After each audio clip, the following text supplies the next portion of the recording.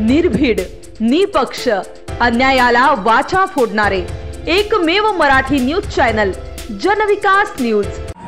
काल परवा देवेंद्र फडणवीसांनी एक वाह्यात विधान केलं। जे देवेंद्र फडणवीस स्वतःच्या बायकोला सुरक्षा देऊ शकत नाही ते महाराष्ट्राच्या लेकी बाळींना काय सुरक्षा देतील। सभागृहाच्या पटलावर स्वतः देवेंद्र फडणवीस म्हणतात की माझ्या बायकोवर स्पाइंग झालं, माझ्या बायकोवरती कोणीतरी व्हिडिओने रेकॉर्डिंग केलं, मला लक्षात आलं नाही। अहो, तुमच्या बायकोला जर तुम्ही सुरक्षा देऊ शकत नाही तर आम्हाला काय सुरक्षा देणार?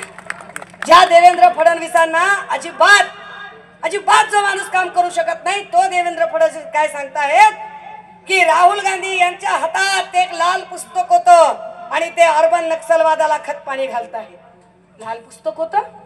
लाल पुस्तक म्हणजे मामूली पुस्तक वाटलं का तुम्हाला? लाल रंगांचं राजकारण करता तुम्ही? अरे लाल रक्ताचा रंग असतो। उगवतीच्या सूर्याचा पहिला रंग आरक्त लालच असतो।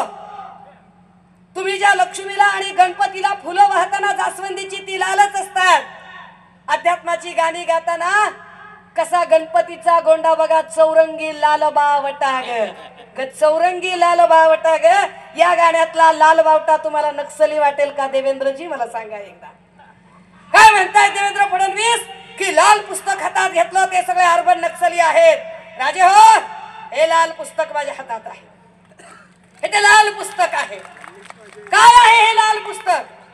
या देशामध्ये राहावे कसे, घर कसे घ्यावे, या देशामध्ये शिक्षण कसे घ्यावे, ऍडमिशन कसे घ्यावे, नोकरी कशी मागावी, प्रमोशन कसं करावं, जातीचं प्रमाणपत्र कसं काढावं, न्याय कसा मागावा, अपघाताचा विमा कसा भरावा, वाहन कसं चालवावं, ट्रॅफिकच्या सिग्नलचे नियम काय असावे, शेतीचा सातबारा कसा मोजावा, जगावं कसं, मरावं कसं, पुरावं कसं, या प्रत्येक गोष्टीचा कायदा म्हणजे हे भारताचं संविधान आहे।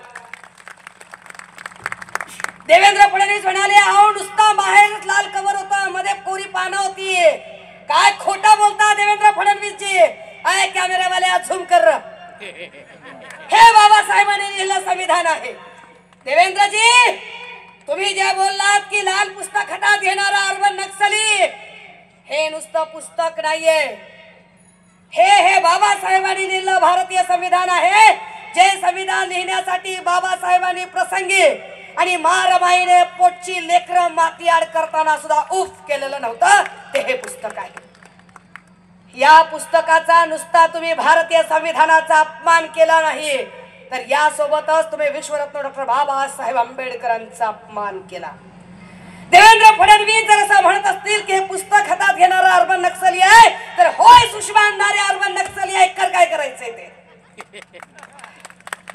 राजे हो, या देशात जाणीवपूर्वक संविधानाला अशा पद्धतीने हादरे देण्याचं काम जर भाजपा करत असेल तर भाजपालाच आता खेचून खाली आणायची जबाबदारी आपल्यावर आहे।